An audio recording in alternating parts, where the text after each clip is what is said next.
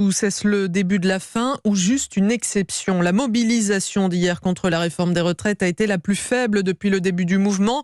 368 000 manifestants recensés par le ministère de l'Intérieur, près d'1 million par la CGT. Mais l'intersyndicale prévoit déjà une nouvelle journée de mobilisation mercredi, en plus des grèves reconductibles qui se poursuivent. Bonjour Geoffrey Banger. Bonjour. Alors sur les rails, dans le métro, sur la route ou dans les airs, à quoi faut-il s'attendre pour la semaine qui arrive? Eh bien, à cette heure, difficile de savoir avec précision l'ampleur des perturbations, mais ce qui est certain, c'est qu'il y en aura. D'abord, côté transport parisien, la RATP annonce que le trafic sera quasiment normal sur toutes les lignes, excepté le RER B avec seulement 2 trains en circulation sur 3.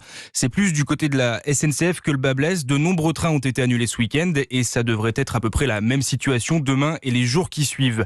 La SNCF appelle même les voyageurs qu'ils peuvent à annuler ou reporter leur déplacement. Enfin, pour ce qui est des transports aériens, soyez vigilants. Cette semaine, les compagnies prévoient l'annulation de 3 vols sur 10 dans la plupart des aéroports français. Et alors, côté carburant, Geoffrey, avec les grèves des raffineries et des transporteurs, est-ce qu'on va pouvoir faire le plein sereinement et normalement, surtout cette semaine ? Eh bien oui, à l'heure où je vous parle, à peine 5% des stations-service auraient des problèmes d'approvisionnement. Frédéric Plan est délégué général de la Fédération des combustibles et des carburants. Le blocage de ces dépôts de raffinerie amène à ce qu'il faille aller sur d'autres dépôts pour réapprovisionner les stations-service. Ça veut dire un peu plus de temps pour réapprovisionner la station.